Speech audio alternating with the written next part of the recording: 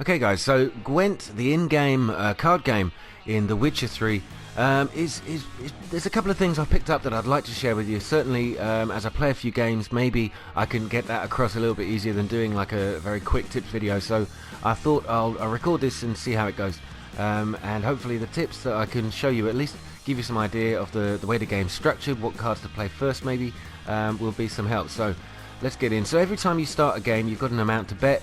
You can bet up to 10 coins. So far there's high stake games, but this is one of the lower ones. Subject of His Imperial Majesty. Let's just skip that out, come on. Start the game, okay. So as you go around the map, you can gather cards. On the left hand side in this screen, as you begin the game, these are all the cards that you have in your collection. At the top right, at the very top, you can see it says Northern Realms. Now, there are several different factions you can choose. If you press the R1 or L1 buttons, it'll rotate around them all. You've got the Scoia'tael, the Monsters, and Nilfgaardian Empire. Now, as you notice, those other three there, if you look in the middle of the screen, it says number of unit cards. I've got 12 out of 22. So you have to have a minimum of 22 unit cards. Now, unit cards are basically soldiers, not basically things like weather, special cards like that. You can have a maximum of 10 special cards as well, so you can't add them. Now, as you're going around playing the game, you'll pick up cards off players just like this one, and they'll appear in your card collection on the left, but you need to move them into your deck to be able to use them and play them. So here I've got an example. If you press the button there, I've now added it to the right hand side, and that will mean I've now got 13 out of 22 that I need instead of the 12. But as I haven't got a full set of all the others, I'm going to go for the Northern Realms, where I have got more than enough cards. Make sure you move out. Sorry, at the top there you can filter basically on each of the types of cards you've got. If you move the right stick over to the other side, you can have a look at all your cards in deck. Again, filter on what type of cards they are. And as you collect them, I would move out the weaker cards from your deck so that you don't pick them up randomly. You will only draw 10 cards at the beginning of the game, and there'll be a random pick from the 22 that you have in your deck, and some of the special cards as well. So once you get past this screen, you've decided who you want to be, or which faction you want to play. Just hit the triangle button to start the game. Okay. Now this next screen, it's randomly picked these 10 cards here. And what you can do is choose 2 of these cards that maybe you didn't like, or you want to try another random redraw to pick again. Now I've got this guy, he's quite low level, so I'm going to swap him out and see what else I get. Okay, I got a higher level card for that out of my own deck, so I'm going to stick with these and get going. At this point, sometimes it's pretty useful to have a couple of weather cards in, especially the clear weather card, but we'll show you that in a bit. Okay, so I don't want to draw anymore, so I'm going to hit the cancel button just so I can start the game and show you exactly what's going on. Okay, some of the factions will allow you to take your turn first. Some of them, the default is they go first. Now this is your half of the board. You've got 3 sections. You've got the close combat, the ranged weapons, so basically archers, and the siege weapons at the back. The top 3 rows are your opponent's side, and they are the same sections as you can see facing you. On the left hand side, these are where you would put a special card. These are I think they're the horns or whatever it is. They basically strengthen all the rows, any of the cards in this particular row. On the left hand side, you've got your leader. Now leaders have their own special skill. If I show you the leader card here, if you read down the bottom, it says it doubles the strength of all your siege units in a row, in that particular row, as long as that's it, the commander's horn was what I was looking for earlier, but I'm not going to use that right now. In the middle here is the card that's being played, but you'll see that as we go. So if you've got a card here that looks like this, one with an eye on it, these are cards where you get to, if I show you it, you place it actually on your opponent's battlefield, and it counts towards their total, but you can draw 2 more cards from your deck at random. Now it's definitely worth having a few of these, but if you do have them, I would play them from the beginning. Get them out the way, and don't worry too much about winning the first round. That is a golden rule. Do not stress about winning the first round. You can pretty much waste all of your cards doing that. Now what he's done, slightly annoying for me, is he's played a decoy. Now decoys, that sort of wooden that wooden cross with a fake soldier on it. That will take my card and has now added it to his deck. He's going to be able to use that against me later on. So a decoy allows you to replace anything. Just draw your attention to the left of what I'm looking at here, the scores. The zeros here, here and here show you the total score for that particular row. The 0 just to the left of that, the other yellow 0, is the total score, and you'll see it grow as you start laying cards down. Now I have got another spy card, and I want to draw 2 more cards from my deck. I'm just getting basically as many cards as I can out of my deck at the beginning, so it's really well worth doing. Play them early. Okay, so drawn another 2, and now I've got an additional 2 cards, and very handily I've got a couple of weather cards there. Okay. Now this card is just played here with a little cross symbol on it. Means that if he lays down another card of the same name, exactly the same name, so basically the same picture, he will double the strength of both of all the cards in that row. So let's have another look. Right, so he's already got 5 points up on me. Bear in mind one of them is mine anyway. So what I'm going to do is just play a card which has... Okay, little tactic. I've got the 2 weather cards I've got here will basically set the strength of all of the, say in this case, the siege combat cards to 1. So no matter what score they are, whether 5, 6, 8, 10, you will reset them to 1, unless they're a special card, but you'll see that as we go. This one here does exactly the same thing for close combat cards. So one thing you're going to do, if you've got maybe a whole set of close combat cards like these 3 here, sorry, these 3, and you'd want to play this card, I wouldn't be laying them down in this round, but I'm going to save that one for the end. Yeah, I might save that one. Let's see. So next one I'm going to play is just try and get some cards down and try for the archers. So you see my points total's gone to 5, and my overall total's gone to 5 as well. Now he's played the weather card, which as you see has knocked my the value of my archer down to 1. So if I was to lay any other of my archer cards like this into that section, they would also just go straight down to 1. So I'm not going to do that just yet. I need to try and get up above 5 points so that I'm ahead of him in this game. Bear in mind I've got a few more cards than him now, so I can afford to try and win this round. So the number of cards your player's got, you see, okay, I'll come back to that. You see where it says opponent Northern Realms, just below that the number 7, that's the number of cards he's got left. I've got 10, and you can see that just above where it says Geralt Northern Realms. Okay, so he's now just played this dude. What that does is sort of wakes these guys up, champions them, and whatever point score they have, it will double them. And that's just, you got to live with that. It's pretty annoying. So I've got okay, I've got 7 points already. He's got 9, so I really don't need to go too much higher above him, but I want to make him sort of have to play a couple of cards before I give up. So this is an interesting one.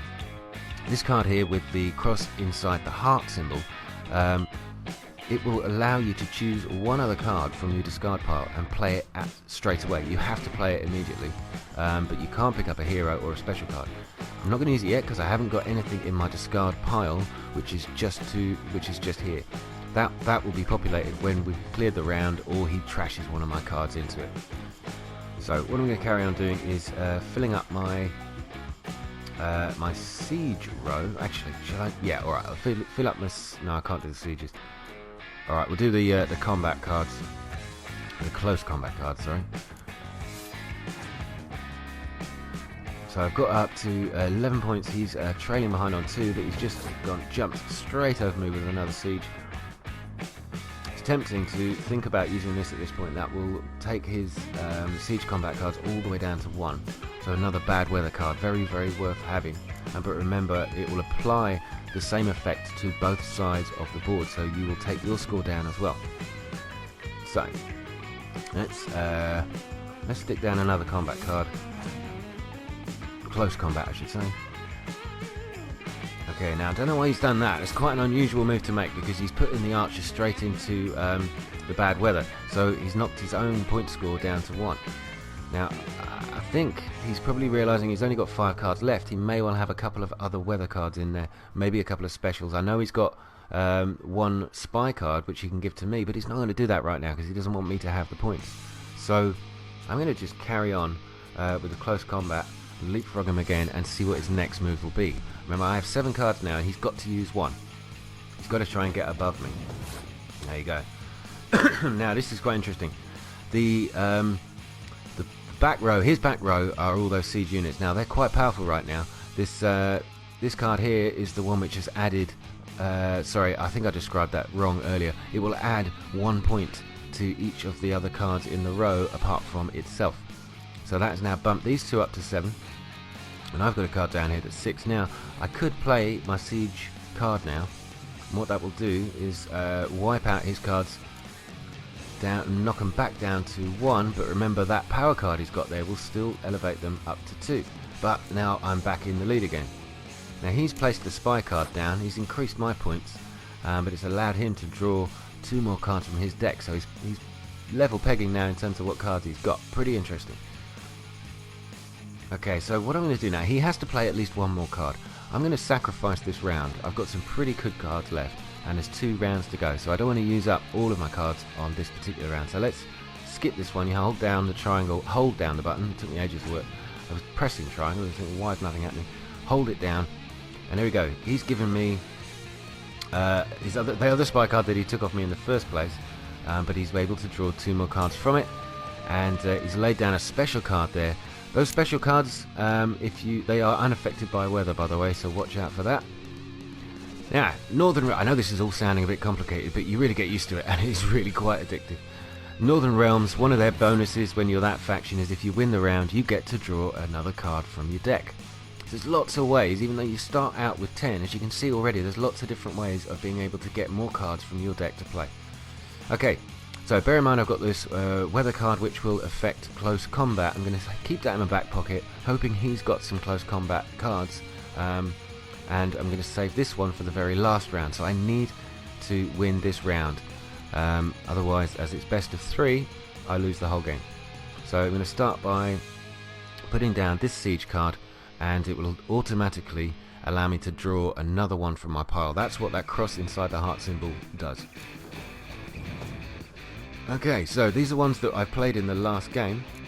Now I obviously want to pick a high level card, but it'd be quite tempting to think, well, this is a low point scoring card, I could give it to him and I could actually draw 2 more cards from my deck. So that's exactly what I'm going to do right now. It gives me the chance of getting more points, and it gives him just 1, so that's pretty cool. There you go, very useful. I've drawn 2 very good cards there from my deck.